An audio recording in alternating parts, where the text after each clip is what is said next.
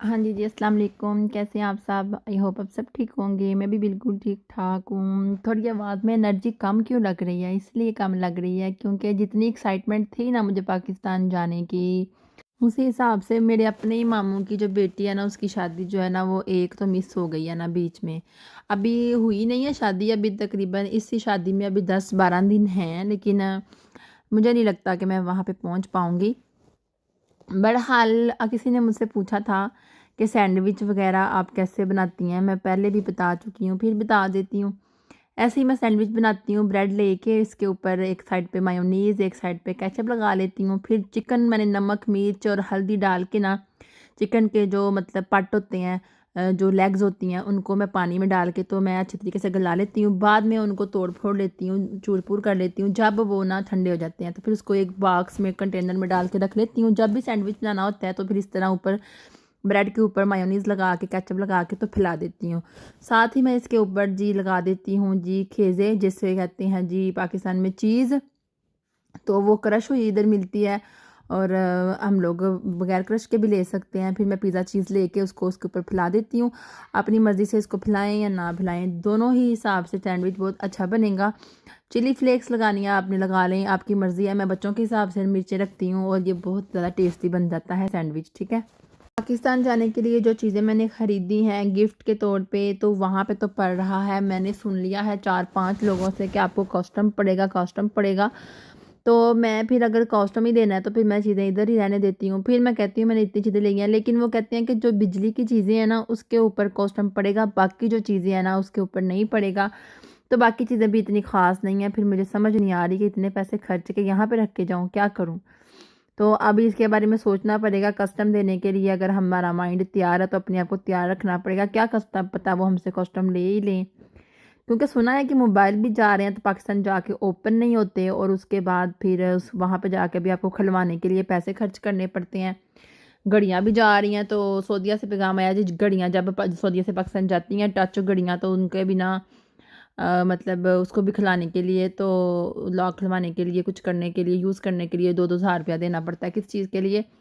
Open करने के लिए। तो ये सऊदीया से खबर आई है उड़ती-उड़ती, पाकिस्तान वालों ने मुझे बताई है। तो ये भी पता नहीं अब क्या सिस्टम है, क्या सीन है। पैसे दे के अगर चीज़ें खिलवानी है तो फिर बंदा उधर से ही दे ले। हाँ, हमारे मुल्क के जिस तरह के हालात हैं वो चाह रहे होंगे कि हर चीज़ इधर से ही खरीदी जाए, वहाँ बाहर के मुल्कों से लेके लोग आते हैं, तो हमारे मुल्क को तरक्की होगी इस तरह अगर हम अपने मुल्क से चीज़ें जो है ना वो ये आके ख़रीदेंगे तो। बहरहाल बच्चों को मैंने नाश्ता जो है ना वो तैयार करके दे दिया, सैंडविच, अंडे और साथ साथ में कोई एक फ्रूट दे देती हूँ।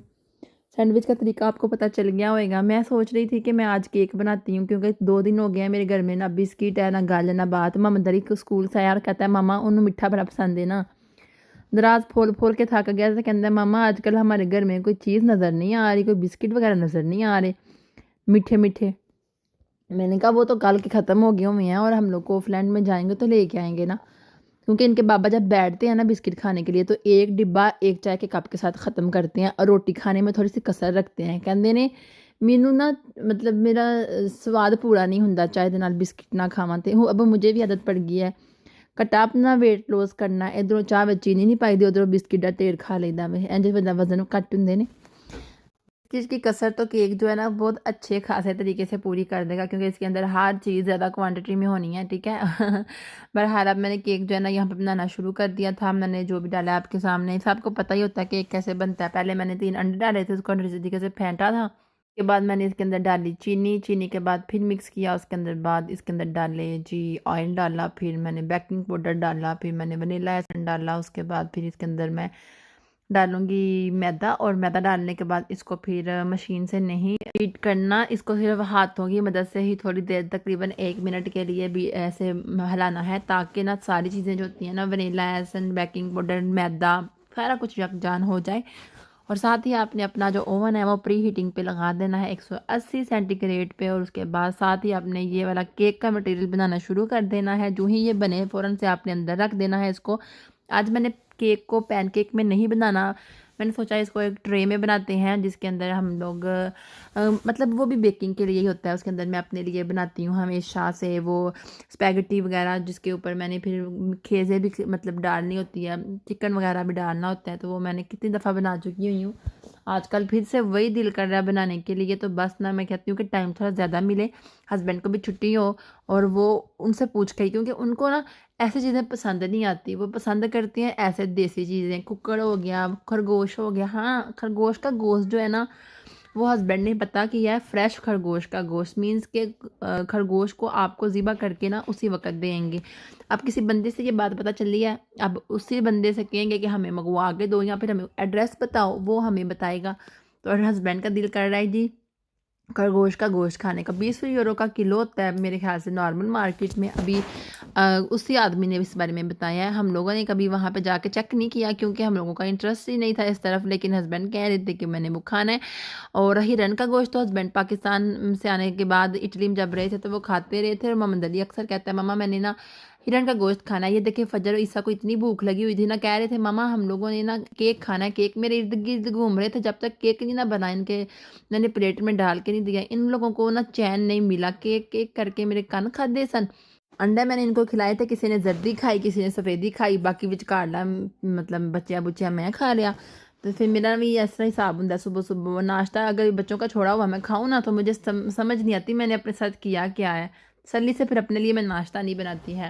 पहले तो जब हस्बैंड सोते थे ना तो दिन के टाइम जब बच्चों को स्कूल से छोड़ के आके 10 बजे से ज़्यादा सोते थे तो मैं कहती थी ऐ कि गल होई मैं बोर होनी पई हाँ, उठन गल्लां बातां करिए, कोई टीवी च कोई चीज़ वेखी है। लेकिन अब मैं कहती हूँ सोए रहें, क्योंकि उठने के बाद भी उन्होंने मोबाइल पे लगे रहना है, कभी वो कर लिया, टीवी में कोई शो लगा लिया। बच्चों आराम से अभी टीवी देख रहे हैं, आराम से बैठे हुए हैं, अभी जब उन्होंने उठना है तो फिर वो टीवी मान लेते हैं और बच्चे उनको लेने नहीं देते और फिर वो मोबाइल में लग जाते हैं। फिर मुझे क्या फ़ायदा उनके उठने का। इतनी सी जगह बची है दोनों गाड़ियों के दरमियान, हम लोगों ने पार्किंग पे लगाई हुई थी, ऐसे बंदे ने विच अपनी गड्डी फसा ली।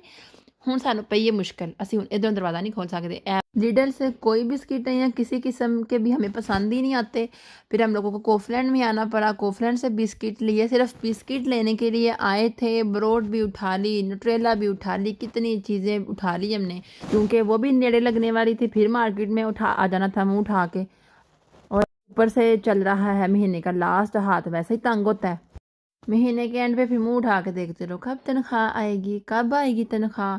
महीने के एंड पे इतनी ज़्यादा कटिंग होती है, केबल का खर्चा मीन्स के नेट का बिल कटता है हमारे दोनों घरों की, जो है ना एक की 100 यूरो बिजली का बिल कटता है, दूसरे घर का जो है ना वो 50 यूरो कटता है। फिर उसके बाद जी मोबाइल की किस्त जा रही है, अलमारी की किस्त जा रही है, फलानी अलमारी की किस्त जा रही है, उसके अलावा गाड़ी की किस्त जा रही है, गाड़ी का वो जो होता है इंश्योरेंस काटी जा रही है।